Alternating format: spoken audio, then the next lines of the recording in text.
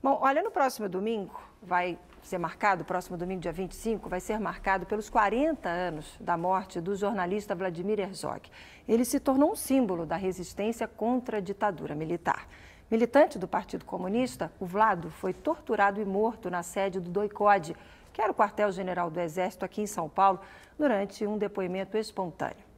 A história da morte de Vlado marcou a luta pela volta para a democracia. Marcou também a vida da mulher dele e dos 2 filhos. Um deles é o Ivo Herzog, que hoje é diretor executivo do Instituto Vladimir Herzog.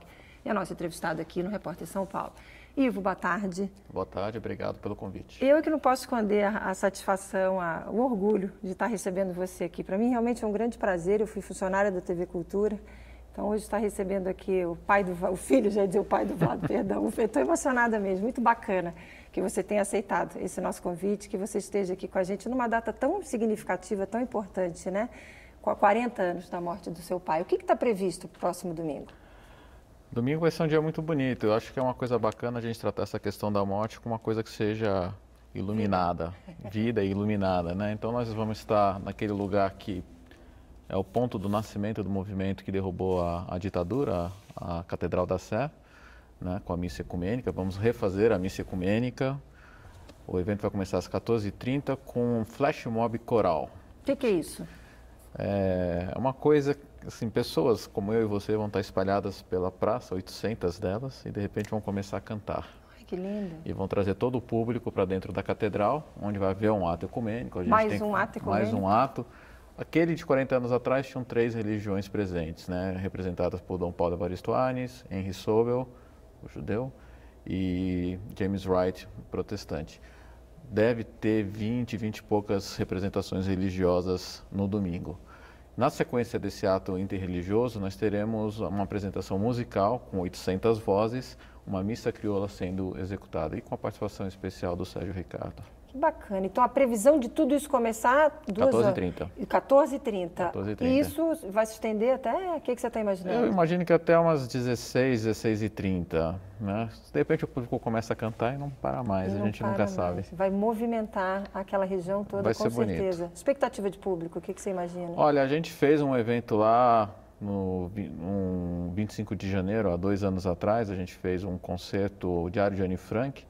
A catedral tem capacidade para 2.000 pessoas sentadas, a gente teve 3.200 pessoas presentes, né? Eu não gosto de fazer, usar bola de cristal, espero que vá bastante gente. No ato ecumênico, há 40 anos atrás... 8.000 pessoas? 8.000 na igreja, dentro da catedral? Não cabe 8.000. Não, naquela região, toda naquela região. Perdão. Isso. Lembrando que a cidade foi sitiada pelo Erasmo Dias, né? Os principais vias de acesso para o centro da cidade foram fechadas com barreiras policiais para que as pessoas não chegassem lá. E mesmo assim, elas chegaram, prestaram a sua homenagem. Foi uma manifestação absolutamente pacífica. A polícia cercou toda a praça, haviam atiradores de elite. Trocaram os sentidos das ruas, né, para os carros não chegarem. Isso.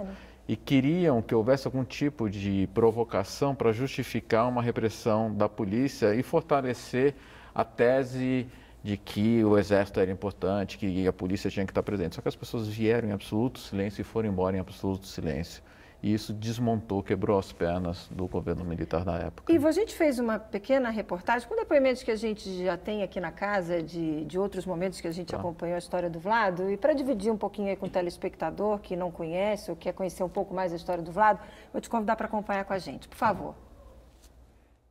Vlado Herzog nasceu na antiga Iugoslávia e veio para o Brasil com os pais aos 9 anos de idade, fugindo da Segunda Guerra Mundial.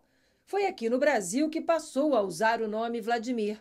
A história do jornalista está no livro As Duas Guerras de Vlado, lançado em maio deste ano pelo jornalista e então presidente do sindicato da categoria na época do assassinato, Audálio Dantas.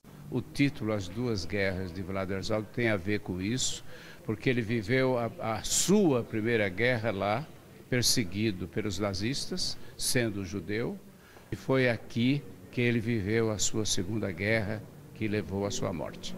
E essa segunda guerra ele viveu a partir do momento em que assumiu a direção de jornalismo da TV Cultura e começou a sofrer uma campanha infame, no sentido de que diziam os membros do porão, da ultradireita, que conspiravam contra uma possível abertura política, a acusação de que estava na cultura para ali instalar uma célula comunista.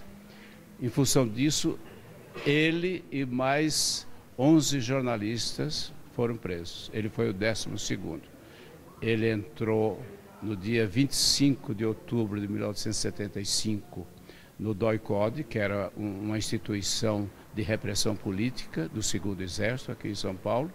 Entrou às 8 horas da manhã, se apresentou porque tinha sido procurado na véspera e antes das 5 horas da tarde estava morto sob tortura. A morte de Vlado no dia 25 de outubro de 1975 gerou comoção da sociedade civil. 7 dias depois do assassinato, o então arcebispo de São Paulo, Dom Paulo Evaristo Arnes, celebrou uma missa na Catedral da Sé. A missa reuniu 8.000 pessoas. A cerimônia se transformou num ato ecumênico, porque teve a participação de líderes de outras religiões, como o rabino Henry Sobel. Ninguém mais tinha liberdade para nada. Como bispo, eu me sentia totalmente cerceado, cercado, como se estivesse numa cadeia. E em torno de mim sentia só a escuridão. E pensava, como é que o Brasil vai sair de uma situação como esta? As notícias da morte, documentos e manifestações em apoio a Herzog foram reunidos pela viúva do jornalista ao longo de quase 40 anos. Em março deste ano, o acervo do Instituto Vladimir Herzog foi doado para o Centro de Documentação e Memória da Unesp. Na ocasião, a coordenadora do Centro de Documentação falou que os papéis simbolizam muito para a história, porque revelam a farsa sobre a versão oficial de suicídio. Os primeiros registros, eles estão ligados à tentativa de justificar um suicídio, né, de um membro do PCB, né, nas dependências do DOI-CODE. Segundo a justificativa oficial, é que por algum ato de remorso ele acabou se suicidando em uma das celas, né, e logo depois, né, com a insistência da família, com pressões populares, né, a história não era bem aquilo que não era bem a versão oficial que foi dada, que realmente o Vladimir Herzog tinha sido torturado brutalmente e assassinado. Existia um atestado de óbito, mas o que o atestado de óbito falava era que ele havia se suicidado, né? No novo atestado de óbito é reconhecido que ele morreu por maus tratos. Em 1978, a família obteve uma decisão inédita na Justiça: o reconhecimento da responsabilidade do Estado na morte de Vlado. Mas o atestado de óbito que confirma que o jornalista foi vítima de tortura, a família só conseguiu em 2013. Ivo, e aí, o que mudou na vida de vocês em 2013, quando parece que a história teve um final, né? Mais um passo, né? Porque ainda, infelizmente, essa luta não terminou. Foi muito importante, porque a gente vive numa cidade onde nós só conseguimos conviver com a burocracia, né? Fazer as coisas. Você tem que ter documento para tudo, toda hora você tem que provar quem você é. E um desses documentos é um atestado de óbito. E o documento que a gente tinha dizia que meu pai tinha se matado. E a gente tinha que se curvar, posso até dizer, ante esse documento. Não aceitar a versão, mas a gente tinha que aceitar esse documento que oficialmente dizia que meu pai tinha se matado. Era o que vocês tinham, né? Era o que a gente tinha e tinha que ter você tem que ter um atestado de óbito. Claro. O próprio Eldário Dantas, quando ele vai fazer esse livro, o Arquivo Nacional pede para que apresente o atestado de óbito. Nossa. Né? Foi inclusive um mal-estar que houve na época com o ministro da Justiça. Quando vem o que conta a verdade, é um grande peso alívio, que sai, um alívio, é um grande peso. E sempre tem a importância de abrir o caminho para que as outras famílias também consigam isso daí, consigam que a história sobre o que aconteceu com seus entes queridos seja contada oficialmente, a verdade seja contada de maneira oficialmente. Isso é fundamental para a sociedade. Ainda mais para a vida de um jornalista, né?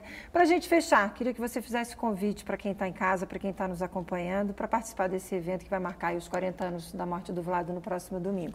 Câmera 3 é toda sua, claro. Pode convidar o nosso telespectador.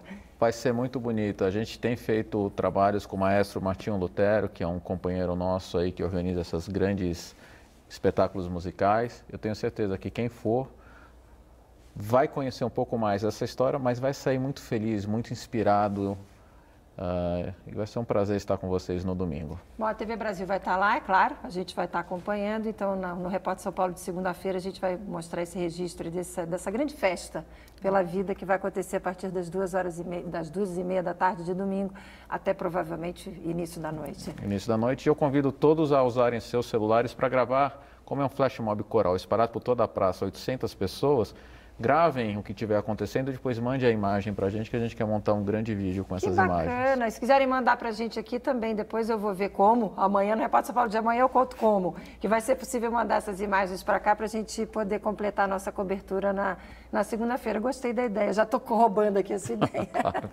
Ivo, obrigada pela participação e sucesso aí nessa iniciativa no próximo domingo. Até uma próxima oportunidade. Obrigado.